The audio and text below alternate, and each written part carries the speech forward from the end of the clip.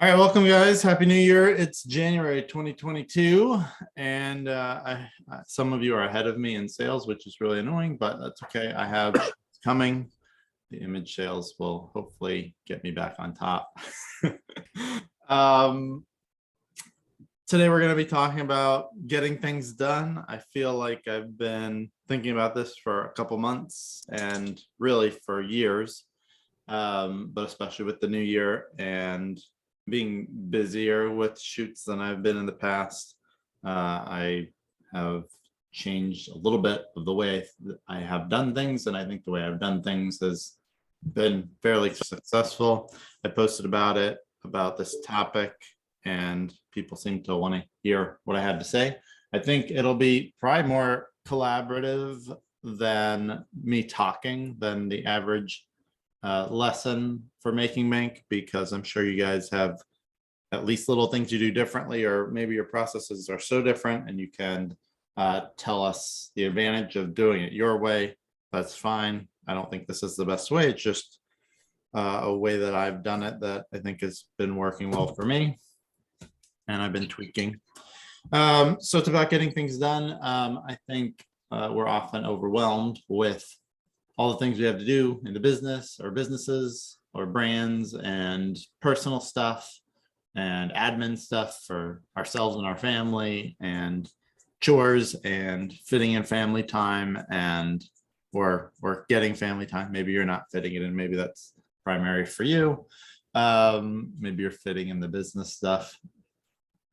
But I wanted to just cover what I do. So first of all, for me, it's like the grounding is what I call it. It's like, where am I going? What do I want to have happen in my life, with my business, with my family, whatever categories you have. It comes back to the 10X goals, which we've covered in the book review and somewhat on this call.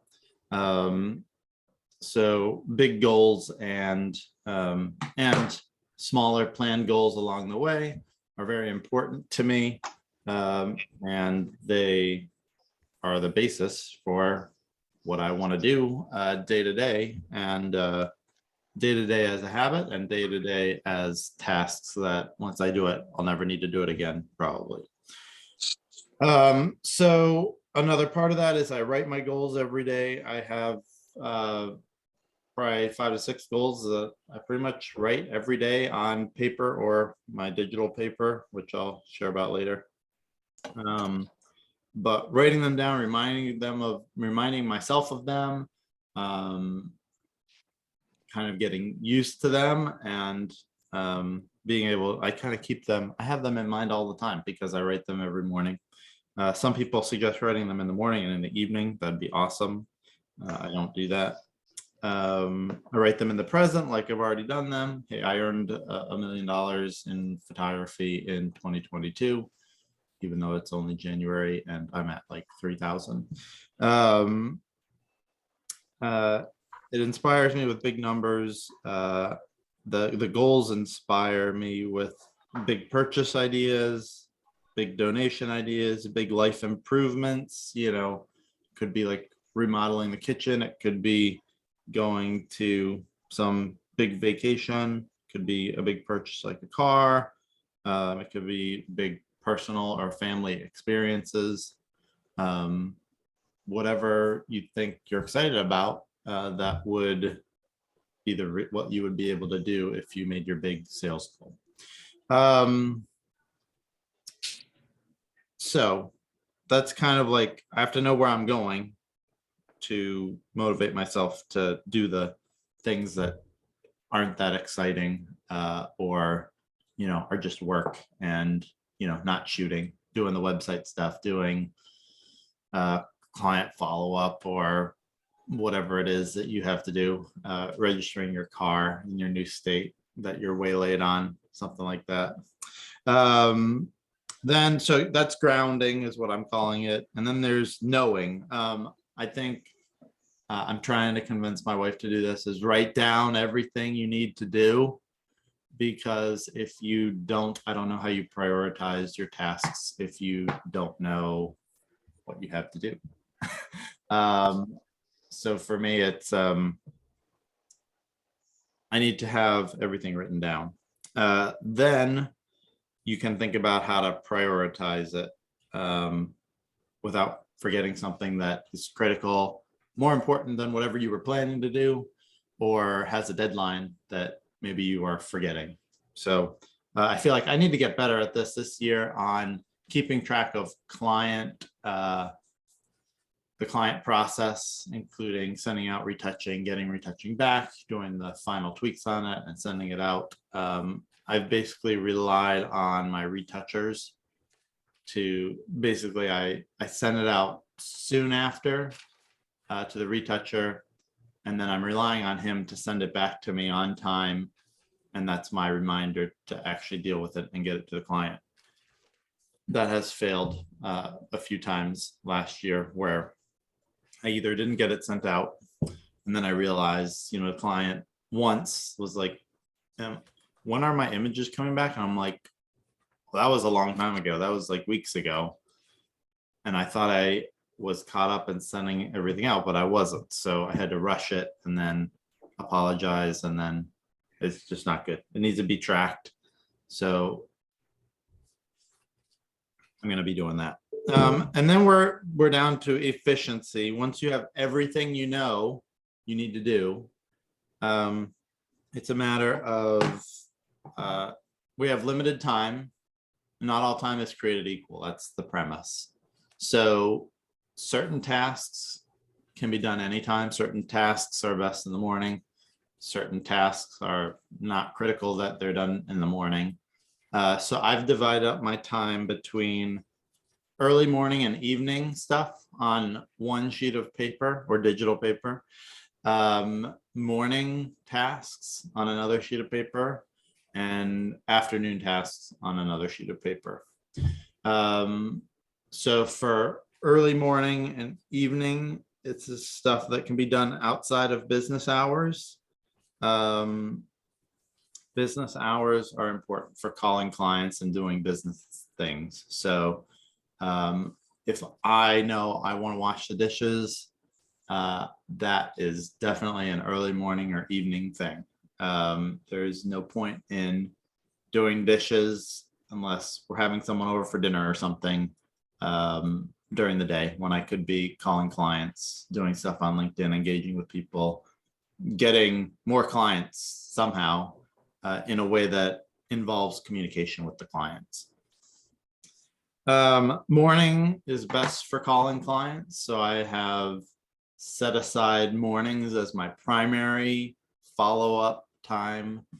Anybody who has, well, this is so important. So I follow up with clients who fill out the form as soon as possible, as you guys know. But for future follow-ups, the mornings are set aside for that. The reason it's the mornings instead of the afternoon is because of what Chris Voss says about decision fatigue. When people get into the afternoon, late afternoon, they've made kind of all the decisions they want to make that day. It takes a lot more effort for them to decide to do something or not do something or approve something or reject something in the afternoons. So that's why I've prioritized that for the morning. For me, at my point in my business, I think this is one of the very most important things that I have to do. I have too many, in a sense, I have too many leads to follow up with easily. It's not 5, it's like it's 10, 15 per day, it feels like. And I've fallen behind in the last few months because number of reasons. Lack of discipline, but also it's kind of a lot of people and it's easy to get busy if you're not focused. So morning, I think, is best for calling potential clients unless you have a planned call at some point in the day. That's always good. And then the afternoon is mostly for things I need to do during business hours, but not as money driven as calling people who are interested in booking. So personal tasks like calling to schedule service for a dishwasher, going to get my driver's license because the DMV is only open so many hours, And I do, of course, call clients in the afternoon when I need to. So to me, that's a very important thing. It's, I think, easy to procrastinate by doing things that don't make you money during times when you could be doing things that have a higher return on your time. So if you don't like calling people during the day, it's easy to work on your website during the day. And then at night, you're like, well, I can't call people now. It has to be tomorrow. You're productive, but you weren't doing the thing that you really should be doing when you could be doing it. So it's critical for me. Then it comes down to choosing. I guess, does anyone have any questions on that before we move on? I need to drink a tea. Does anyone do this? Is it helpful to you, or have you not done it and it's intriguing, or do you have something better that you do? Do you find that? Chris or Linda, jump in. I find it really helpful. I mean, you're touching on a lot of the things that the procrastination thing, like, and I'm aware, like, okay, why are you doing this now? Because you don't want to do that. So I'm trying to be more mindful when I'm going to do a task. Okay, like it's on my list. When I make a list, I do find it helpful if I make a list the night before. I don't know if you touched on that earlier because I get a little late, sorry. But if I read about this, I forget it was Don Miller or Michael Hyatt, but they said, do it the night before. A lot of people face Mondays, for example, and they don't know what to do with, they immediately they're thrown off because they don't know what they're actually going to be doing through the week. They have a rough idea, but it's not down. So I have found that the nights when or late afternoons, I think it's better to do that, like make it kind of the last thing of my day if I can, on my work day, is say, okay, what, after I've done, like, what do I want to do this week? I think you probably said that. Then what am I going to do tomorrow? What are the top 3 things I'm going to do tomorrow? And then the secondary things which can get pushed the next day. How will I reward myself after each of those tasks? It's like, oh, okay, like really, what's for fun? Like, and it can be whatever, but not probably buying a Tesla at this point, but anyway, something like that. But anyway, if I write down the night before what I want to do the next day and prioritize it, I really do a lot better. Now it's harder to write the things down. What you were saying about those kinds of things, attacking them is huge. And it really helps, John, to hear. I know you share a lot about when you have trouble with things too in the group, but just now what you said about last year, about the things that, you got caught in behind, thanks. Because I mean, I have the same, John is, and you are just crushing it and killing it and everything like that, but that you're super organized. And I feel that I can never attain to that. I'm just overwhelmed. So you sharing those kinds of things that you actually got behind for months, I'm sorry about that, but it's like, oh, it's okay. So there is a way to move forward even through that and not let the guilt just overwhelm me with that. So I think I could start a new group called Failing to Make Bank with Photography. There's a guy on Facebook, all the negative stuff over there. Failure management. So anyway, yeah. What you were saying was helpful, I think.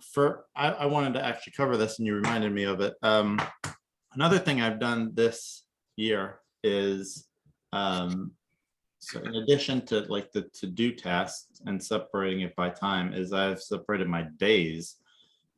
So because I have these calls on Monday morning and Monday evening, usually first Monday of the month, always on Mondays. And I've set up because I had that, I set up my one-on-one coaching calls on Mondays. So I have lots of calls on Mondays, even when I don't have the monthly program. And then I've also set up, so client calls are prioritized, and I will, if someone says, hey, I'm interested in a head shot, can we schedule a call on a Tuesday? I'm not going to be like, next Monday I can do it. I'm going to prioritize that. But for like collaborations or like, I wanted to talk to a makeup artist that I was connected to by mutual connection. I sent her a link that just has, it's only Monday availability, and it's connected to my calendar. So it blocks off the times that I'll be in calls. And I have people like that sign up. A videographer friend of mine wants to catch up. So I sent him my link. And so all my non-client calls are stacked on Mondays. And that means that I'm not like, gotta get upstairs and to the office and wait, for 5 minutes for this person to get on and then have them, forget. And 10 minutes after it's supposed to start, be like, okay, this isn't going to happen. I'm going to now try to follow up on my leads. I find I think if I put all that together where I'm getting all my calls done on Mondays, it will make the rest of my week more productive. I've also limited my shooting schedule to specific days. So Tuesdays and Fridays are individual sessions and new hire sessions in the studio. And I'm just telling people it's actually a cool way to transition to when do you want to get this done on the phone, because when they say, okay, this sounds cool, I like the way you run the session, it sounds great, I can say, I typically do these sessions on Tuesdays and Fridays. Does that work for you? And they're like, oh, Tuesdays, no. But Fridays, yes. Okay, well, which Friday do you want? The next one available is the 14th. So it's handy actually for sales, I think. Wednesdays and Thursdays are groups. Wednesdays and Saturdays are portraits, and Saturdays I have open for the headshots, but it's $130 or more for the session. Hey, John. Yes. So I'm just kind of digesting everything you're saying. And right now, like, I'm just relating it to what I do. And right now I currently offer, like portraits and headshots, but you are offering multiple services and products that you need to prioritize, right? Like you are creating separate streams of revenue, right? For tying this back, and you're trying to prioritize and then balancing kind of, I would say, your headshot game that's kind of on cruise control, right? Like you got it all set up, it's working. It's really like a conversation and making sure that they want to commit, and then like you're good to go. Like you got to figure it out. But now you got your coaching program, your one-on-ones, and I know you're trying to get into more like editorial style portraits, right? So prioritizing all of that is, do you feel like you're getting spread thin now, or are you maxed out, or? I feel like I don't use my time very well. And Okay. I'm maxed out without using my time well. So that's why I've gotten some of these things that I've been talking about, I've been doing for a long time. And then some of them are new things, like the blocking days and using morning time for follow-up and Right. all that stuff. That's pretty new. But it's in line with how I've been thinking about things for a while, but I've gotten serious about how to do it in this year. What I think is really cool though about like your story, and I think for all of us to learn from is, right, like you've gotten great at one thing and you're like, now I can focus on another stream of income here, Yeah. right? Which what this is all about. Yeah, it was, and like you're taking those steps. it was headshots for like 2 years. I didn't think about portraits. I didn't think about coaching. I didn't think about anything other than headshots, the headshot business, how to earn money with headshots. I would tell people like, I don't really do portraits. I do headshots. And then I hear a cute little voice in the background. Is that David? Sorry, guys. That's all right. It was adorable. It's like Boo from Monsters Inc. I'm just sitting here thinking, if I'm cleaning up my daughter's mess while I'm listening to this, is that good use of time or bad use of time? Good use of time. I would say that probably 9 a.m. on a Monday is not the best time for you to be here because it happens at 9 p.m. When you can't be calling clients. You could be calling clients and making money right now, but you're here. So shame on you and glad to have you. So yeah, it was all headshots, and I think people who try to do what I'm doing before the headshots is working. It wouldn't have worked for me. I think it's unlikely to work for people. It depends. Like I remember Gary Vee saying, like, people are like, why are you're like scattered all over the place. You're doing all sorts of stuff all the time, and that's what worked well for him. So if you're like that, maybe, but I think for most people, it's too much. There's a lot to getting a headshot business going. There's a lot more if you're trying to build two brands, and it's a lot. So anyway, yes, thanks, John. I'm gonna go into choosing what to do. And this is, I think, something that really depends on where you are in business in the specifics, but I have some examples. So there are money-making things. Things that if you do them, they will definitely have a return on investment.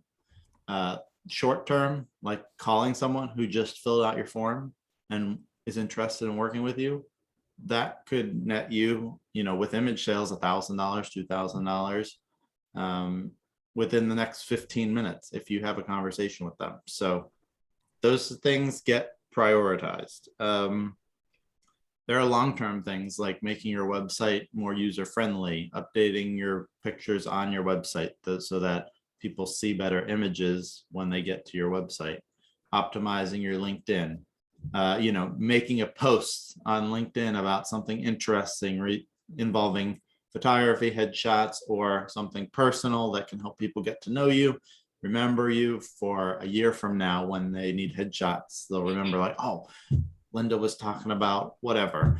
I remember her and she does headshots and she also likes quilting. I assume you like quilting. No, okay. Just a guess. There's a stereotype. So they'll remember like, oh, John, I was cooking grilled cheese and I also need a headshot. And so I remember that John did a video on grilled cheese. And so I should really talk to him. Those posts, some of them are not going to be helpful at all. Some of them will be helpful later. And, you won't know for a while, but it is something aimed at making money. I just had someone I connected to the month that I was fired, March 2018, just put out a LinkedIn Profinder request for headshots. And I went to connect and I was like, I feel like I know this person. And I looked back and realized we had talked before. So I said, hey, I'd love to, do your headshots. And we set up a call. I was like, have you seen my work? Do you remember? Have you been seeing my posts on LinkedIn? Oh yeah, I see it all the time. But I don't think she had done anything like liking or commenting for years. And she ignored my last two messages where I sent a post and tried to, engage. But now she's planning to get with her boss and either book her session or book her and her boss's session for this new company that's starting up in cybersecurity recruiting. But she knew my work. She was familiar with me. She wants to work with me. She said the pricing was very reasonable. And, it's not booked yet, but that's the kind of things that long-term posting on LinkedIn as an example of a long-term money-making task will yield later. There are pressing things like needing to sign up for healthcare, get an oil change when your car is saying you've been at 5% for weeks. Those things can be pushed off to an extent to do the money-making things, but you got to figure out how to get them into the schedule. So today I realized I've been driving kind of a ways to get the minivan service now that we moved because we already bought service there. But I looked up a Honda dealership close to us. It's 15 minutes away, 14 minutes away. And this morning I made an appointment for 8:15. I saw they had a shuttle back, so I didn't have to have Katie come with the kids or wait there. I drove there this morning. I dropped it off. The guy drove me back in time for the call. My car is being serviced finally, and it'll get done, and then I'll call them and they'll shuttle me back this evening or something. I don't know. We'll figure it out. Also, procrastination on stuff like this sometimes helps you because a headlight went out last night, and now I don't have to bring it in a second time since I put off the oil change for so long. Uh, so it happens more than you would think. And then there are things that just can wait. Organizing the garage, cutting the grass. I'm serious about cutting the grass because like the lawn is overgrown. I'm like, doesn't make me money. I don't care. You know, that's what I'm thinking actually. I don't Hire a 16-year-old. I'm like, as I drive along our street, I'm like, keep an eye out for any You kids. just had snow. What are you talking about grass? Yeah, well, there's a branch that fell in our yard, and I'm like, the pruning guys, I hired somebody to prune the tree. When they come out, they'll get it. I'm not touching it. It's just, I don't have time for that. You can do the trade. Like, let's say when I think of lawn, like I haven't been working out, that's going to be my cardio. So I do kind of like a trade type of thing. Like, like it's always shifting priorities, but it's like, yeah, no, it's like, okay, so I can do two things at once. Yeah. So I found somebody on TaskRabbit to take care of some of those, dumb things that I didn't want to do, like build one of my shelves for my bathroom. Yeah. But when the girl came in, she saw that like I do headshots and photography, and she was all interested in that. So I actually got her information, and I'm basically using her to do more odd jobs as well as teaching her photography, becoming an assistant. Okay. So, I was, I know you've been looking for an assistant or whatnot as well. So maybe, try that path as well. I mean, I should look into that. I know about it, and I just haven't. I hadn't thought about it with like cutting the grass and stuff. That's a good idea. Good reminder. I'm gonna do that. Thank you. So what is short term and long term? I think does kind of depend on where you are in your business.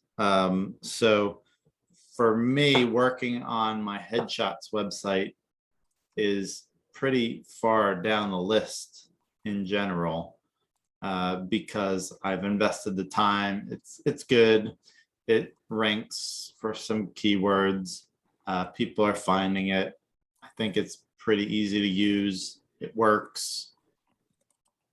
It's not as important. When you're starting out, something like a website could be pretty important, because even though you're probably not going to rank very soon and get organic leads out of that, I think the way to think about websites is that it's your hub. You send people there, people you meet, people you connect with on LinkedIn.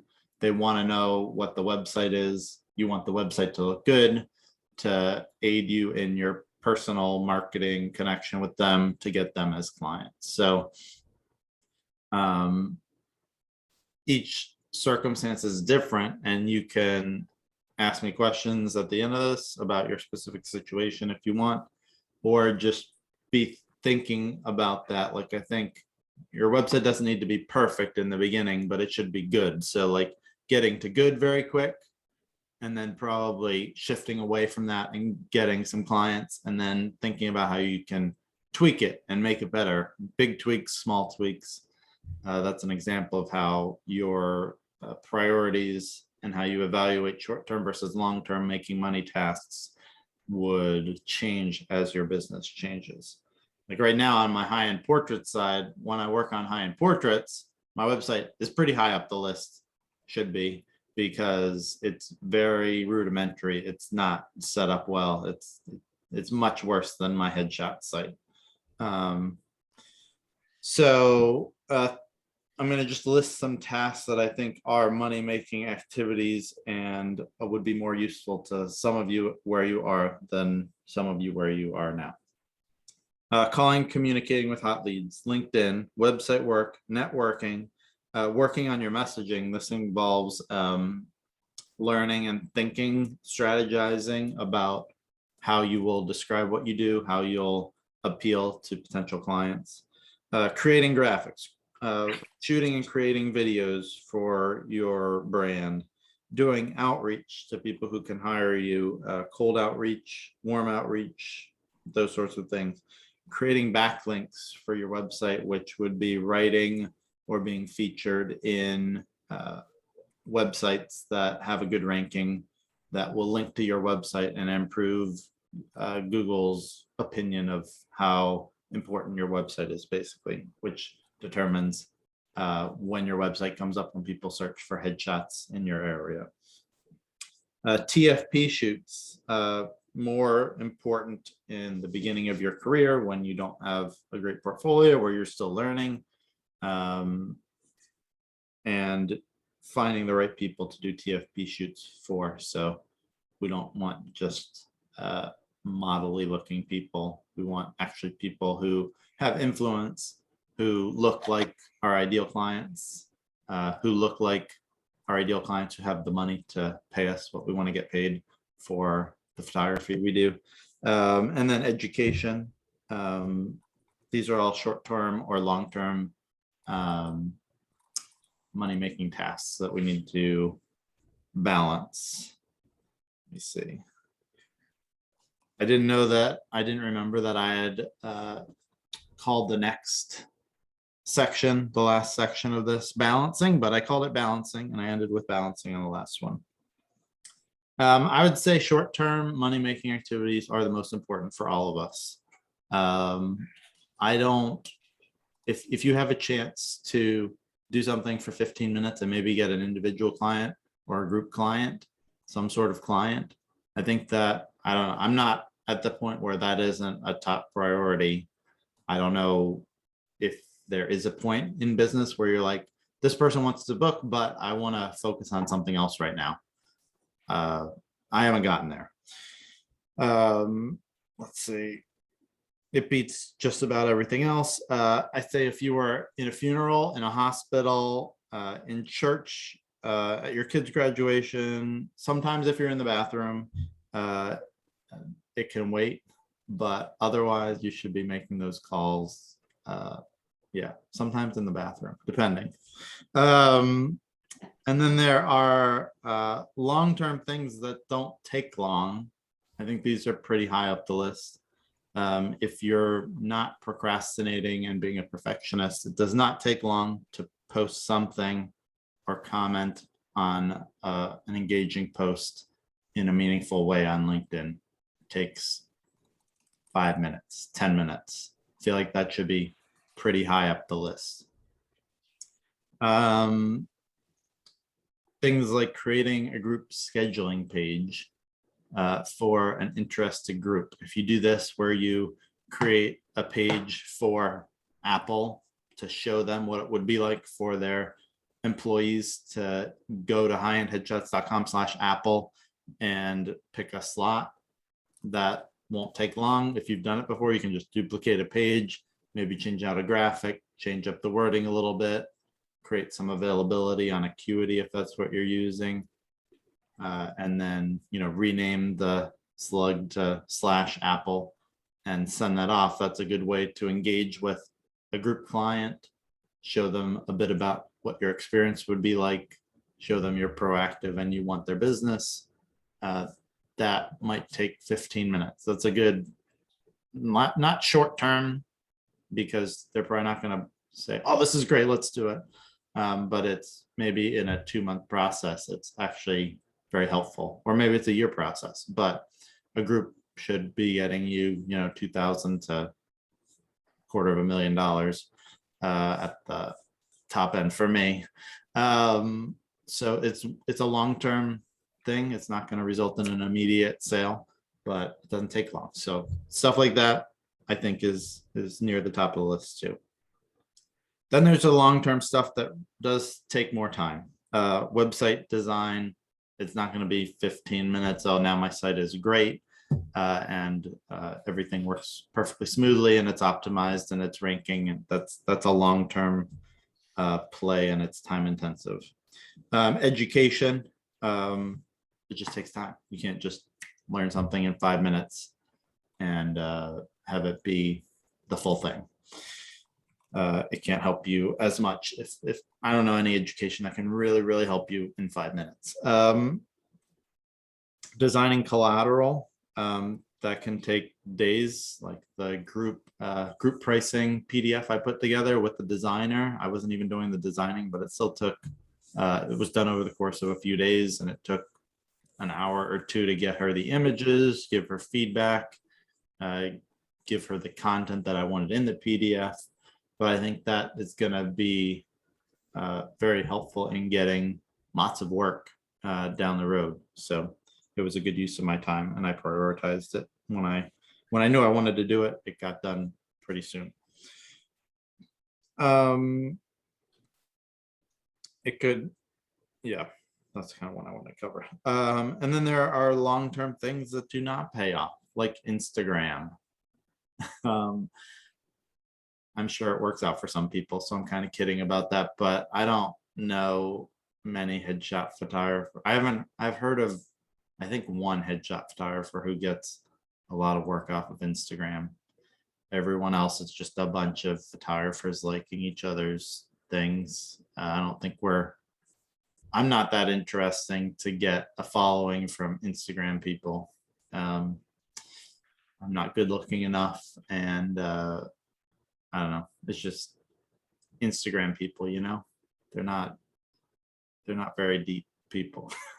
You can leverage that depending on how you can leverage the like I have a synergy between Instagram and LinkedIn where I use tags, and I actually have a corporate client that she just connected me on LinkedIn last week because she was following me on Instagram. Okay. And I'm like, oh yeah, the connection. Like I couldn't, like, you know, the names that they create sometimes and they use a different photo. And it's a think tank in this area. And I'm like, oh yeah. So first we did the connection via family and fun stuff. That's the stories and that. And now she has that background that she knows me and there's more of a personal connection. But it's interesting. But yeah, it's like, it's usually that. I think you get to work more on massage more the people that you get connected there, and it's usually that you're going to get like a cheering squad rather than workable connections. Yeah, oh, sorry, Hector, are you still going? No, go ahead. I've been struggling with that too lately on Instagram, where I'm seeing who's liking my stuff, and it's like Hector said, it's really more support, from other photographers, especially headshot crew, because we all support each other, which I think is fantastic, right? But am I getting attention from potential customers? I think that ratio is probably like 10% versus the 90% of interactions I'm getting. So which is driving me to think like try to leverage stories and reels more so that it's a little more organic and more engaging. Maybe perhaps show behind the scenes or what a session is like, so people can start to see not the final product, but what happens during the service. But it's like, that's just, as we talked about priority earlier, that's just more time, right? That we have to dedicate to creating this content. And then LinkedIn is another one where like all I feel like now is I see headshots because I've gone and was supporting other headshot photographers. So now I'm trying to like interact with them less. I feel like if I like your headshot post on LinkedIn, it's because you're paying me to be your coach and I want to support you. But if you're, or I really, really, really like the picture, but no, it does affect your feed. So I don't I will connect with photographers, happy to.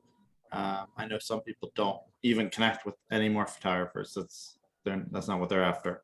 That's cool. I think that's a cool strategy. It's fine. But I am aware that if I like a headshot or I like a post even from a photographer, I'm going to be seeing more of that in my feed, and I'd rather not see that in my feed really overall. I think the Instagram, what you're saying about how to use Instagram is probably accurate, but I'm not an Instagram expert. But I think it's mostly it's not an efficient use of time for most of us for headshots. And I kind of feel that what they were describing on Instagram, you're already doing on LinkedIn.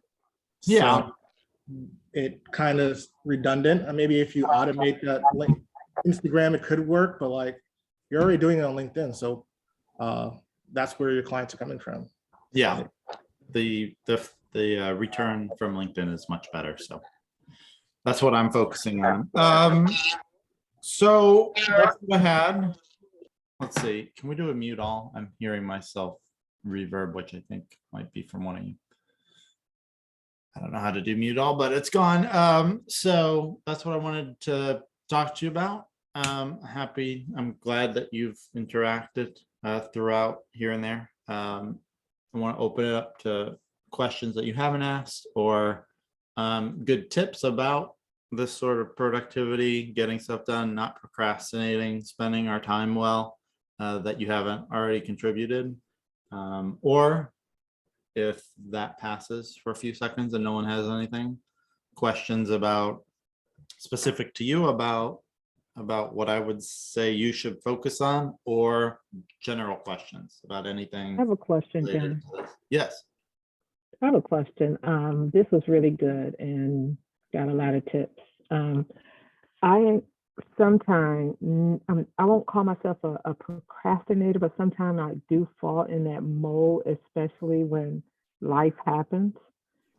So say things happen and kind of take me for a loop or something like that, I kind of find myself getting a little laid back.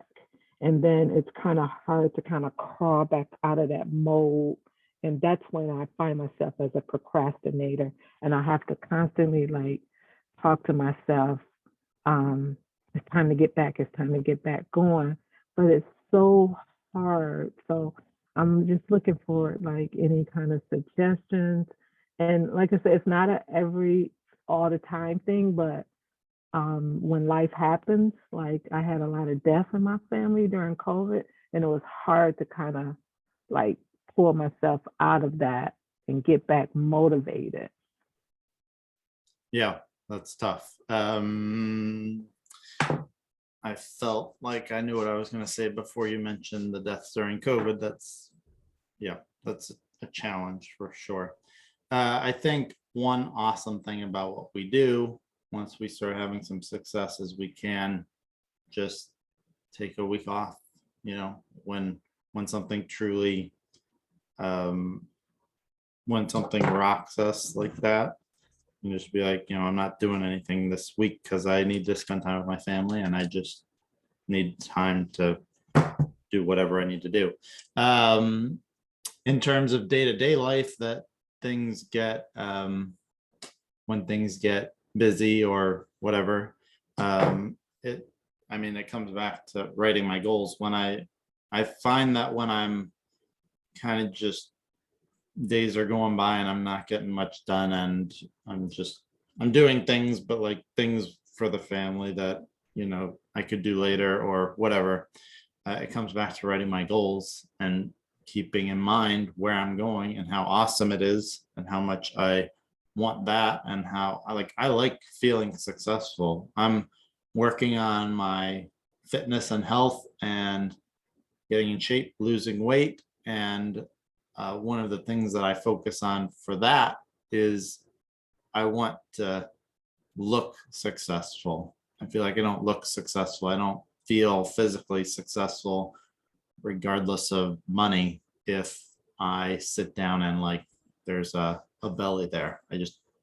I feel like I'm really good at business and I suck at taking care of myself. And it's because I don't have discipline in that area. Haven't had discipline in the past. Most of my life, I've just eaten whatever I want.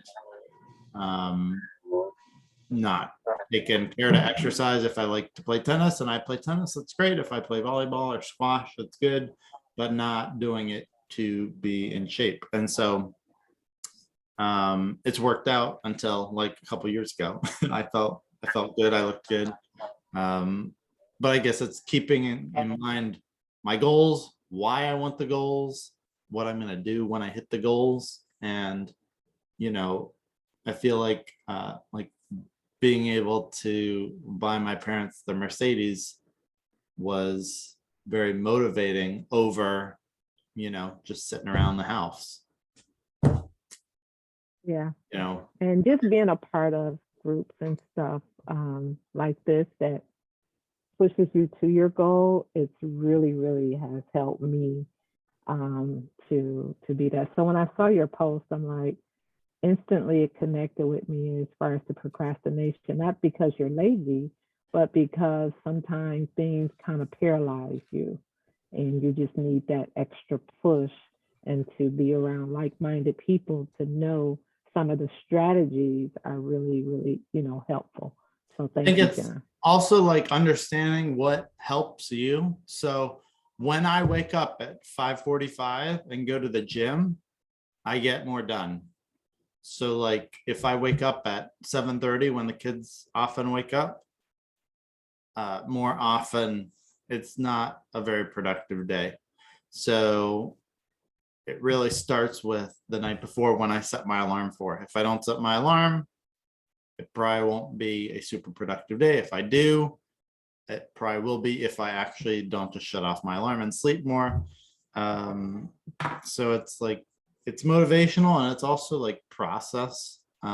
Just if you realize what helps you, maybe like working out, maybe you're happy with your health, but you know that when you work out, you're more like, let's get the day going. And I feel like if I'm able to do some personal stuff, go to the gym, get back right as the sun's rising, I just feel like I'm ahead of the game. Like, let's stay ahead of the game all day.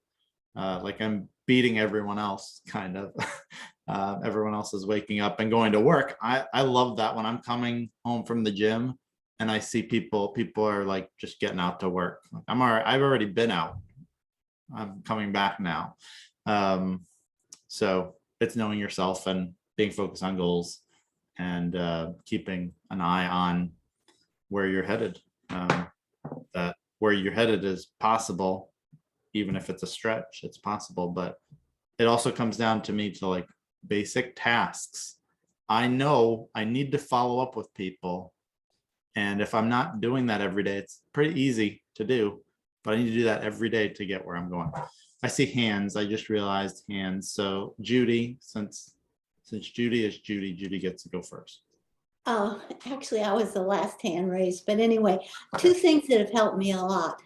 When I get my list of things I need to do today, if I put numbers on them, like I do this first, second, third, fourth, and I don't go to second until I've done first, that really helps me structure my day. And then the other thing that helps me, if I'm really resisting doing something because I think it's going to be overwhelming or it's just going to suck up a lot of time, I find if I can just get over that initial momentum, if I can just sit down and get started, then the task kind of carries its own momentum, and I usually stick with it for at least an hour or so. So those are the two things that have helped me. But what's really helped me from your call today is really focusing on getting that main goal of making money kind of front and center, and at least trying to have it drive everything that I do during the day. So that's something that's, I got today that's been really helpful. Awesome. Yeah, what you mentioned, I didn't mention this, but every day my plan is to look at the things I have to do for the morning right before I start the morning stuff and choose, maybe it's 3 things that are kind of bigger, or 6 things that like I know that'll take 20 minutes, that'll take half an hour, that'll maybe take an hour, and I star them next to them like these are the things that I want to do really this morning, and then I get to work on those and I ignore the rest. But that partly comes because I've written out everything I have to do. If I just know like I need to do this thing, that thing, and the other thing, and I write that down on a new piece of paper, I might be forgetting one of the things that I have to do that really should be done today. The 3 things I prioritize are really the second, third, and fourth most important thing, but I forgot about something because I don't have it all written out to review and decide what I'm going to do. So good. Let's see. Jim. Okay, so first I wanted to share the phone call I just got because it was hilarious. My graphic arts business, the name of it is the Corrections Facility, and someone just called me and asked me if I had someone in my custody. At 10 years in business with that, I was like, I kept going, excuse me. So anyway, the challenge that I've had over the years, and I don't know if anyone can help me with this, and John, maybe you can help, maybe the Remarkables helped you with this, but it's, I think technology has hurt me in a lot of this, is trying to keep everything organized in an area. And you touched on it before with balance, but I think it's, you know, as you have your work, you have your kids, you have your life, you have all these things that really there's priorities everywhere. And prioritizing it all and keeping it in that one spot, so that I don't end up forgetting something, because I've got this list, I've got stuff on my phone, I've got it over here. Anything that anybody has used that they have found has actually kept them on track for their goals, and kept them from getting, sidelined and knocked off of them. Like, I think that's what I've kept everything on like 8 to 10 legal pads until recently. I got this, what he's talking about, it's the Remarkable 2. It's basically digital paper. There are no apps. It's all just piece of paper, arranged in notebooks and in folders. There's Wi-Fi for backing it up, but it doesn't have internet access for browsing the web or apps. Like I said, it is digital paper. And I bought it because I'm sick of shuffling through different legal pads where different topics are on the front. And I can take this with me. So I figure it's worth the investment, because when I go to a shoot, I'll actually take this. I would not have taken all my legal pads, and then I find myself at the studio between shoots, not really knowing what I need to do. So I think it'll pay off for me. If you want to buy that, go ahead. I think it's a good investment if you're into writing down lists and keeping track of things by writing. If you want to wait like 90 days, 80 days, I'll be able to get you $40 off, and I'll get $40. So it's up to you. What did it cost? It's $3.99, I think, or $2.99. I spent $470 with the cover and the lower end marker and the device with taxes and shipping. I bought one of those about a year ago, and at first I thought it was great, and it's great for writing your goals, all that kind of stuff. But the more I used it for work and the more I filled it up, I started having real trouble finding things that I was looking for, going back through notes I'd taken about clients I need to follow up with and that kind of thing. So I still use it for some stuff, but I replaced it with an iPad, and the Apple Notes app I found really useful because it syncs across all your computers, your phone, your iPad.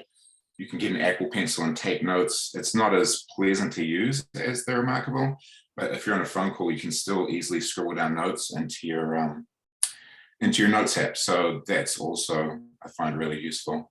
Do you use anything else on your iPad? I bought it really just for that, just for something to write, basically to replace the Remarkable, because I find it more easier to organize my notes and make them searchable with that. Okay, cool. Yeah, both good options, but I find the Remarkable is definitely is way better for writing your goals and that kind of thing, because it's just more pleasant to use. The iPad's a bit weird. Yeah, I get it.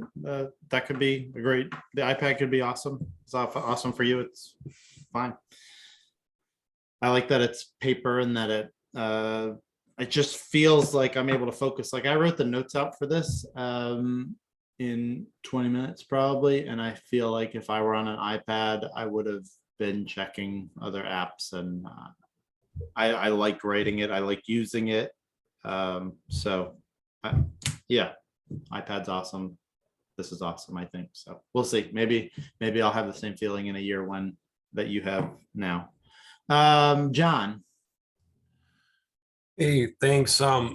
When you had said something that kind of triggered a thought in my mind, and I wanted to share something with the group. I put a link in the chat, but you had talked about you wanted to look professional, right? So that kind of triggered something with me about like personas, right? And kind of understanding yourself and your strengths, right?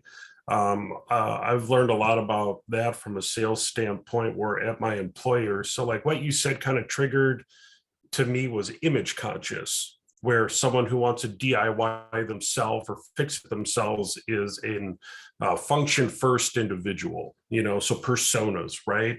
So something that I've done in the past, which has been a huge help to me, is done like a strengths finder. So we're all talking about priorities and how we can, prioritize and get better. But I think in order to do that, we need to know ourselves first and identify what our strengths are. So I did put a link in the chat to something I've used in the past. It's Clifton Strengths. You take a test and it comes back and it gives you an evaluation of what your strengths are. Now I've taken it twice and it's really cool to see where I think I took the first one like almost 3 years ago. And then I took one recently where I feel like I made improvements where I wanted to have higher strengths. But I circling it back to, like, I feel like sometimes people don't know where to start, but I think people should start with identifying what they're good at and try to leverage those strengths and then try to focus on the weaknesses a bit so they can turn those weaknesses into strengths a bit, because I think we're all different, right? Like I'm with Aaron. Like I love Notes app. Like it's synced on all my devices. It's searchable, right? Like I type in a name like Tamara, and then any note that comes up with Tamara in it will come up. I mean, it's just it's really good that way. But like you're using this other the thing that you brought up. I was like, I'm all about notes. So I mean, like what works for one isn't going to work for someone else. But I think leveraging your strengths to identify how you can prioritize better can be helpful. So I just wanted to put that out to the group, really not so much as a question, but a suggestion. And maybe that, I don't know. So. Yeah, I think there are two ways of looking at it. Knowing your strengths is important. So I'll check out Clifton's strengths. That's cool. But then there are things that are not strengths that you should work on. And there are things that are not strengths that you should hire someone else to do. So like retouching, not my strength, not my interest. I don't want to learn how to do Photoshop. So I pay someone else to do it. And I focused on what I'm better at, which is, I think, sales and marketing, getting clients, running the business. Much better use of my time than, 300 hours and then doing my own retouching. Yeah, no, I totally get it. I like for me, like my top 5 or whatever was learner, restorative, communication, strategic, and woo. Woo is winning others over. So when we talk about like a sales, right? Like I'm trying to convince people to come in for a headshot. Like I do find good success and people are comfortable with me, right? Like, so it's a strength. I try to leverage it as best as I can, where there could be a really great headshot photographer, but they're very, introverted and they struggle in a woo area, so things to work on, but yeah. Awesome. Yeah, all good stuff. Thanks. Yeah, thank you. Anybody else? Leo. Yeah, I have a few comments, starting back, with Deb when she was asking about like how to get back on track after that paralysis. My first suggestion is just to start small. Like we make big goals, we have big things, but at the same time, like starting, obviously he has to start barking now. Hey, starting small helps a lot. So like getting the small wins in. If it's like, hey, I need to go to the gym 5 times a week, just start with, one day. And once you get that one day, you're like, hey, I got to win, and, start pulling that momentum, as Judy was saying. But for the the whole like keeping track of things, I think, Jim, you were talking about that. I have an iPad. I do the whole writing notes thing here too. But one thing that I actually wrote a Facebook post on this, or a LinkedIn post on this, is that I needed something tangible that I can see all the time. So I actually have this big whiteboard here that I started writing basically a list of all the things that come to mind. And then on the right side, I have the things I want to handle today. And that's helped. I'm in a studio. I live in my studio. So every time I walk by or turn around or whatever, I see that board where I have the information that I need, or the things that I need to do. And if I'm out and about, I usually take a picture when I leave. So I still have that set of information that I need, like, hey, what I need to do, like number 1 or number 2 or whatever the case is, while I'm out. But it's helped me stay organized in that day-to-day thing. And then at the end of the day, I just change the number, readjust the things that I need to that I need to do for the next day. I found that the iPad, it helps for writing a lot of notes, but somebody else mentioned like searching those notes later down the road becomes really tedious or arduous. So that's where I'm shifting to now. And then another thing helping me stay organized is Alexa. I use Alexa to remind me of all the different things that I need to do based on time. So just a few minutes ago, it reminded me to feed my dog. Like I don't remember a lot of those things because I'm doing the photography thing. I'm building a video game. I still have my 9 to 5. So I got a lot of shit going through my head. So, the sunset, I have Alexa tell me to do certain things, remind me to actually, write on the board, all that good stuff. So that's been helpful in staying on track and keeping those day-to-day tasks up. Awesome. Good stuff. Thanks. Aaron? Yeah, one of my goals for this year is to find somebody that can help manage my schedule and do sales for group jobs. It sounds like, John, you really enjoy the sales process, but do you know any other photographers that have kind of gone down that route? Tony with Headshot Booker. Yeah. But I don't think he's available to help you with that. I mean, I think it's tough because the photographers who are good at sales have businesses where they're doing sales and they want to get sales for themselves rather than get sales for you and get 10% or whatever. I'm not looking for a photographer to do it, but more a dedicated salesperson, because I'd like to get up to like 2 group jobs a week. And with the inquiries that come in organically, I get one a week, maybe one every 2 weeks. But if I could get 2 a week, that'd be really great. So I feel like I need somebody to go out and chase those jobs for me. I'm with you. The thing with our sales, either you have someone who's not as experienced, probably not as good as someone who is a great salesperson, not doing as good of a job. Or, if you wanted a great salesperson, they could probably work for, a medical, pharmaceutical, blah, blah, blah, blah, blah company and make, $500,000. So yeah, the margins aren't there for us to have a really great salesperson working for us. I don't think so. It's hard to find. If I knew someone, I would have hired them already. Mm-hmm. So it's a challenge for sure. No, can I say something on that too? Because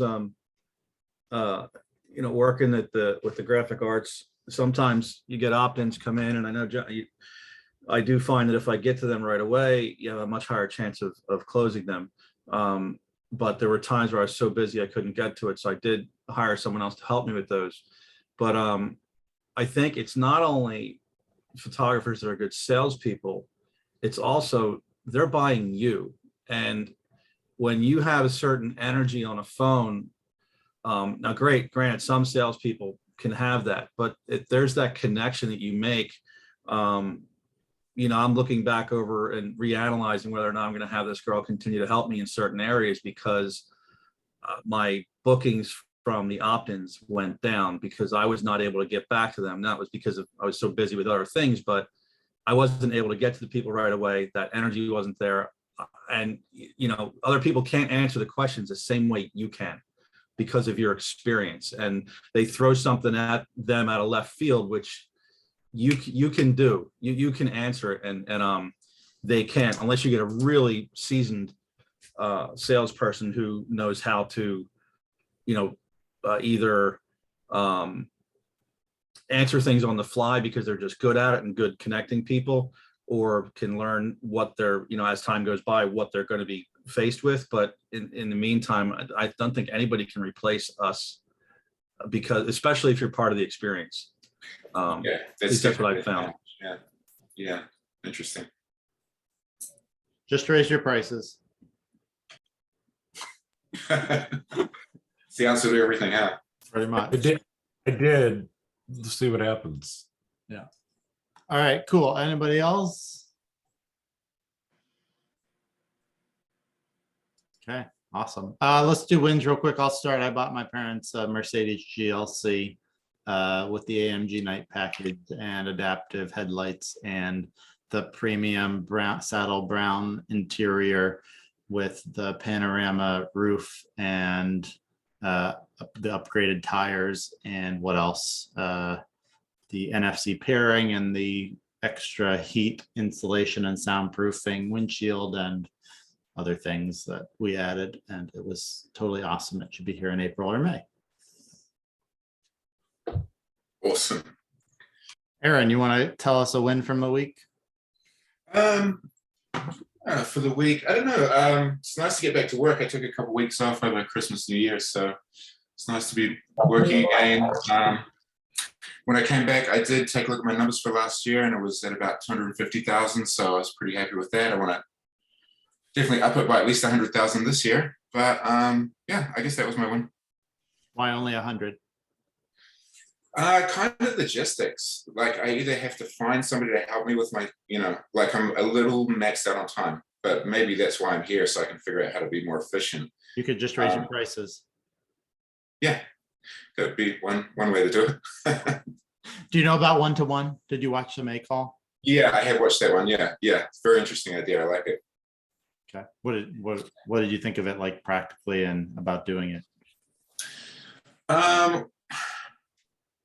We're kind of looking, like I haven't done TNT either. Like most of my bookings come in unassisted, and 10, 12 individuals a week, and a group job usually, or every other week. But it is a lot of work. So I hear what you're saying about cutting down on clients and making more from each one. TNT is like $250. No, I've been to it a couple of times. I think it's brilliant. I just haven't. I kind of don't want to spend 4 hours with each person in the studio. I like spending 20 minutes. You don't need to spend 4 hours. I spend like an hour or hour and a half with each client shooting them on average, and they spend an average of probably 1,700 last year. Yeah. And I'm taking my time. If you want to hurry, you could shorten the session from that and do just as much variety and have a great experience. But right. Well, yeah, it's definitely something I'm looking at. So how many images do you sell on average? Mostly 1, 2, 3, like not a lot. Sometimes we buy 6 or 7, but I also, to be honest, when somebody does, I don't want to deal with 7 images of them. So that kind of outsource retouching. Can you do that, or you have to do it? No, I already do. I do outsource it, but there's still an amount of work I do on each image just to add a bit of a personal style to it. You would be happier if you raised your image price to 1-to-1. Yeah. I mean, your images are 100, is that right? Yeah. So no wonder you don't want to do any work on it. It's only $100. Yeah. Anyway. All right. John. Well, recent wins, so did make associate, so feel pretty good about that. Also just got done revamping my website. I'm a very linear person, and 2021 for me was kind of like, hey, can I do this? Right. So I kind of took off 2021 to try to like dial in what my process would be, and through that process I've learned where I need improvement. So getting my website revamped to a sales funnel versus more of a portfolio site, so that it can be more of a tool for me, and integrating a few other plugins to it to help me be better connected to a potential client. Now next step for me, I'm trying to nail down a CRM that I feel comfortable with, that I'm trying to think big picture. that's good. It's going to do a lot of things for me.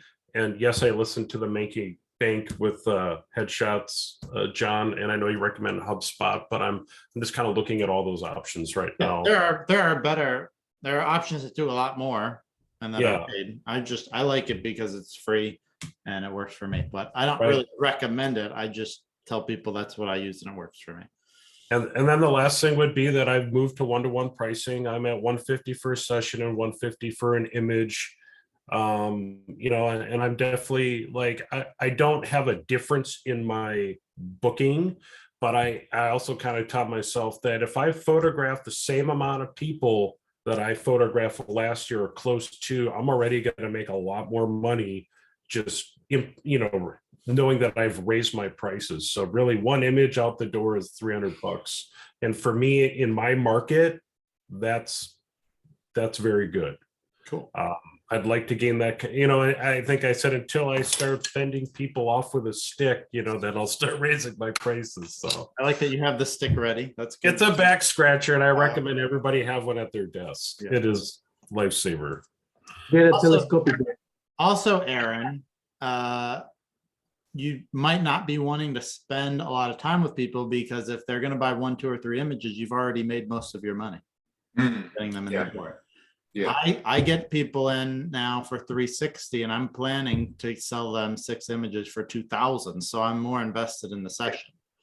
Yeah. Well, actually, one thing changed recently. So I didn't want to have to, you know, wait for so long to like build previews and go through the gallery and have them sitting there for 20 minutes while I do that. But I did get one of these new MacBook Pros and it's so much faster that now I'm like, well, that's not really a barrier anymore because it creates previews, does everything so fast. So Okay. definitely it sounds like a better proposition now than it did, you know, previously.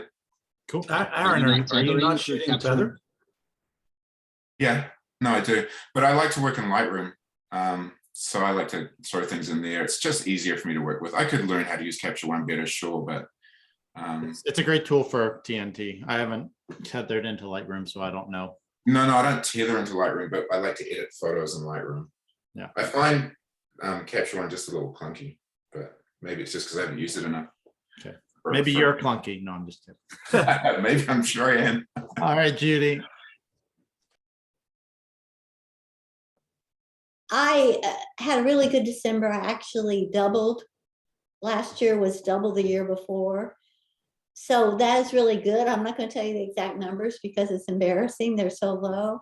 No. So my goal for 2022 is really to make 75,000 gross. My biggest obstacle is just having a lot of confidence in calling people and speaking to people on the phone. And that's just something that I really need to work on. I really need to overcome. So that's my first priority, is really having that goal up in my mind and really forcing myself to call people, to respond. I do respond pretty quickly, but it's just, I mean, that's my big hang up. And I think, you know, the first few times that I do, you know, call people, it may be a little rough, but I think you only get better by doing it.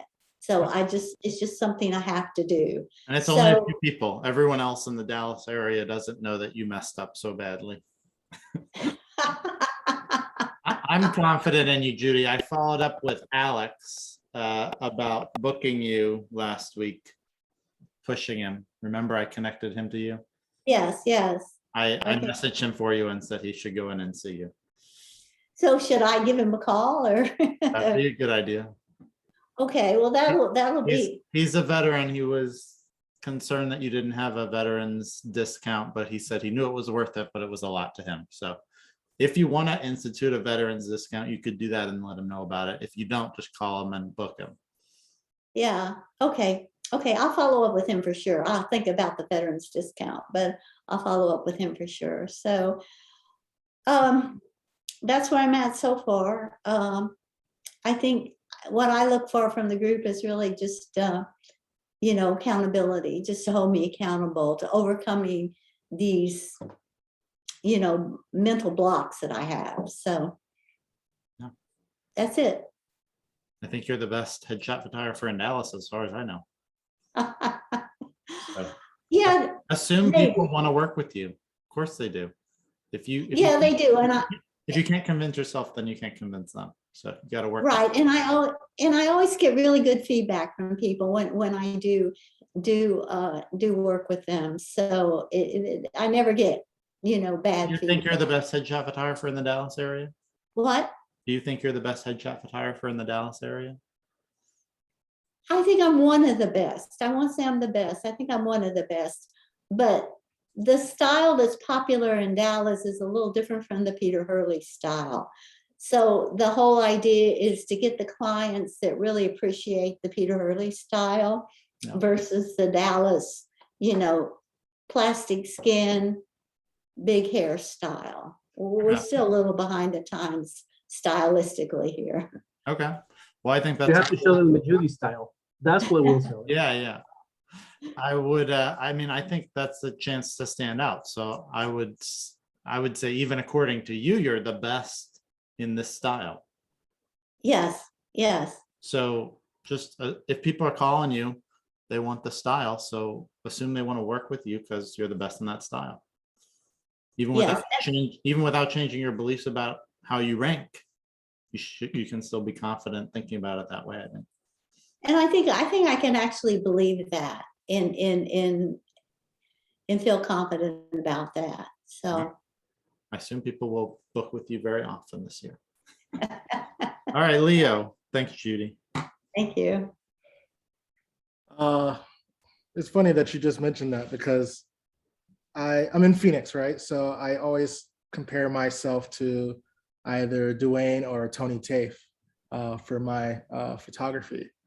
But they're both in Scottsdale. So I'm gonna say I'm the best headshot photographer in Phoenix. There you go. So I'm going with that. So for wins, so I got 3 leads this week or last week. 2 are for non-headshots, which is really weird. I want to find out why people are coming to me for non-headshot photography, just to understand that. And then I got 1 for a group that should be about 5K. So I threw my proposal towards them. I'm going to follow up today and see how that goes. So, Awesome. Yeah. So that's my wins. I'm just the goals for this year is to be able to get to 100 grand for photography, and then the plan on doing that is a lot of automation. So building systems and stuff like that, so I don't have to remember to do the day-to-day things that I keep failing to do. So awesome. Good. That's a good group lead. Jim. Hey guys. Actually, So- Linda, you said you were gonna go, or Oh, Linda needs sorry, to go. Linda. Okay, sorry, I didn't see the chat.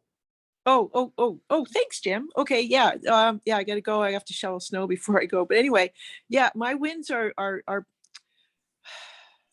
this is kind of neat, I mean, hearing a lot of you guys talking about having to push through things. I don't usually put this out, but I am just going to briefly here because this is a big win for me.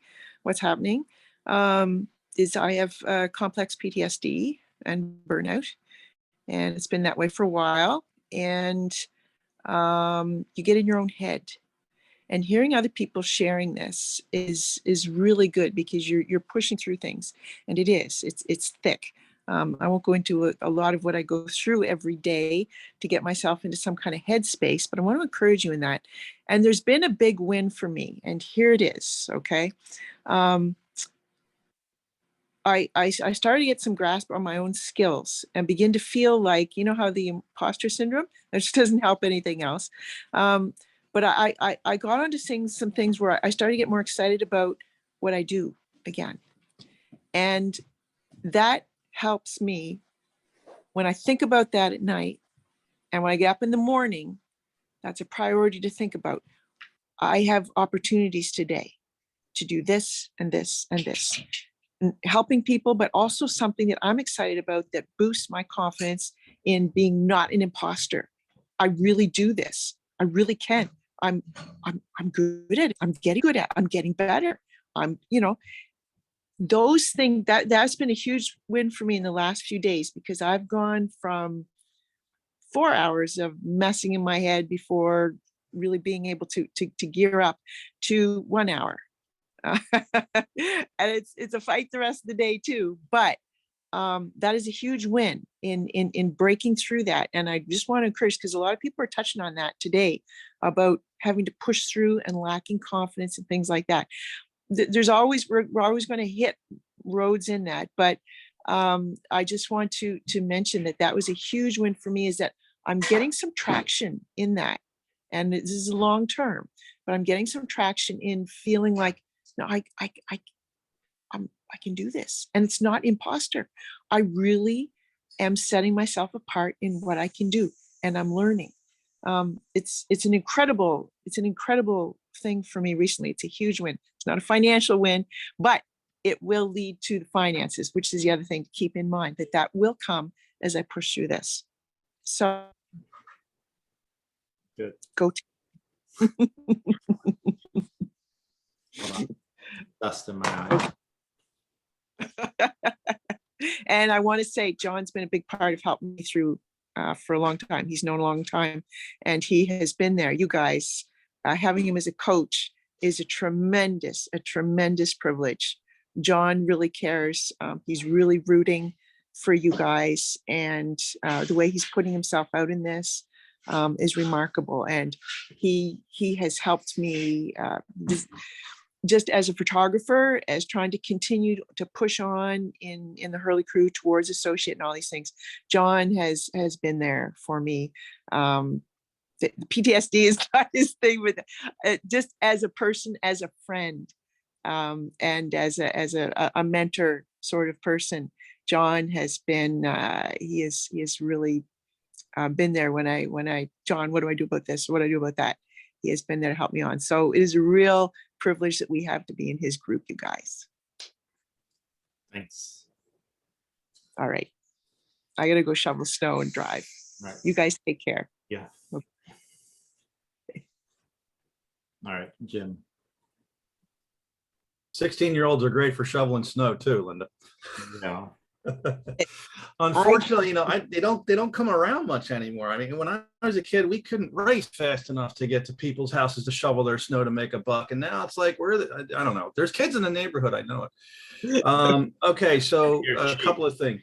What's that? Maybe you're cheap.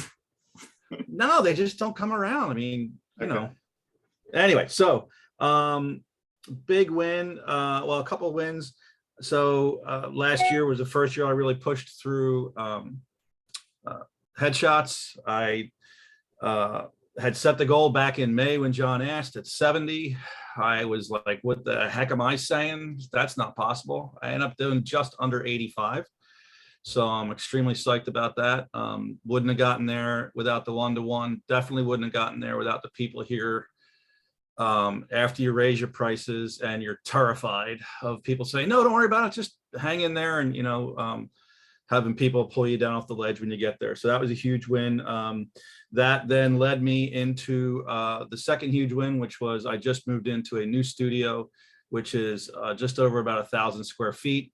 It's very large. One of the guys from my old studio is coming in to share it with me, but he does a lot of other things. The beauty is I can leave certain stations set up, have more time available, and with more stations and going from headshots to some portrait stuff, I think that'll lead to some more sales.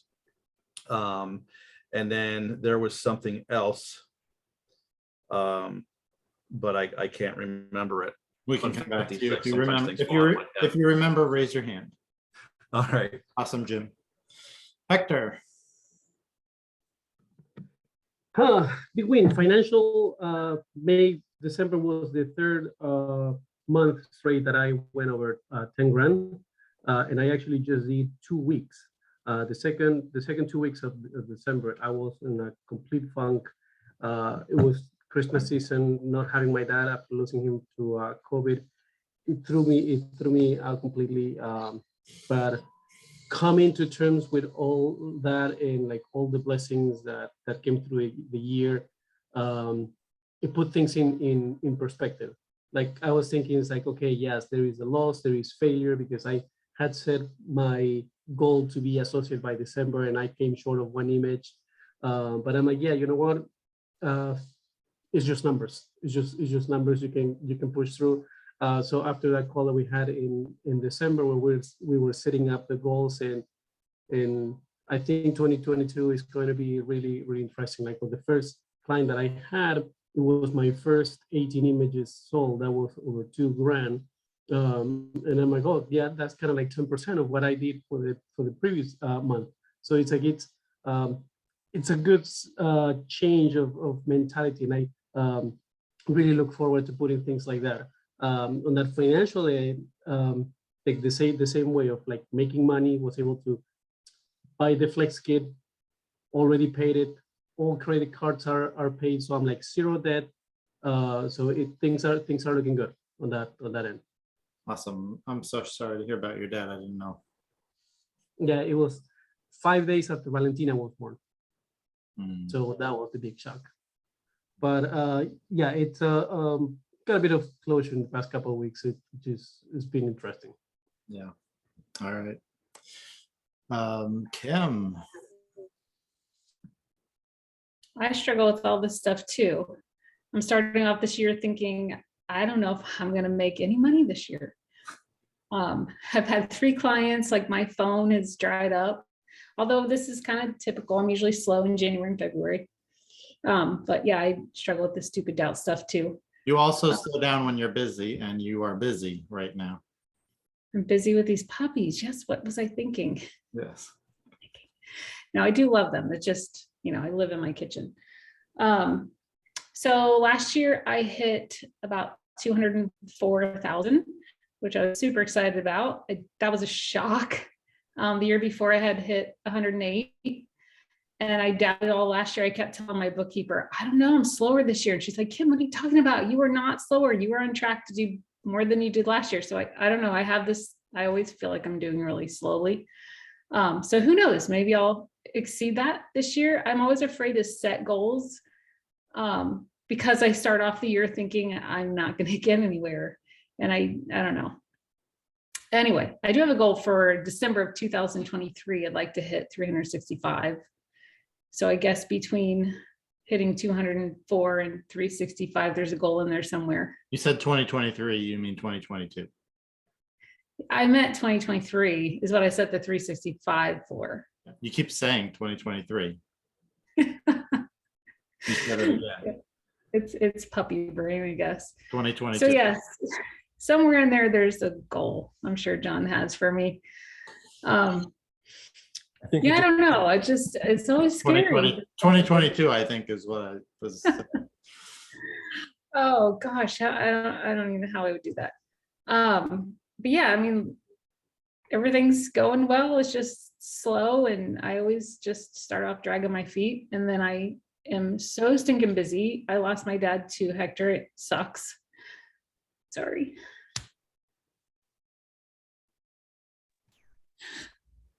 Okay, it'll be a year in February, and it's just hard. But anyway, now I lost my train of thought. I'm just busy, and I help my mom a lot, and now I got puppies, which is good. I mean, I love sitting on the floor, and they bring me a lot of happiness, but I always have a lot on my plate. And I don't mind really, because it just reminds me that I'm living life. Yeah. But I do doubt myself a lot. Thankfully, we don't rely on my money. Although last year I made a lot, and it was fun. I never did buy my massage chair, which I had said, I was like at 140,000. I thought, there's this massage chair that I love. I told John, if I hit 150, I'm gonna get it. And I'm like, no, if I hit 160, I'm gonna get it. Well, I don't know how I did all that in the last month and a half, but I never did get it. But I did buy new bedroom furniture. Kim's McLaren is $4,000 or something. Yeah, so I mean, I did splurge on some bedroom furniture, and we bought a new sleep number bed, which costs more than the massage chair. I thought that was a little bit more useful. I spend more time in that than in the chair. We went to Guatemala. I took my family to Utah. So we had a great year. But we don't rely on my income necessarily. So I think that limits me sometimes to setting goals because I don't really have to do this. I just enjoy it. That's a challenge when you don't need the money at all, but Yeah. yeah, you got a lot on your plate, Kim. And I mean, the photography business is great for like being able to take care of your mom and stuff. Yes. So Yeah, she still has money now, but like we had talked, if she ever runs out, she's not going to go to assisted living facility. I mean, it's not a Medicaid facility.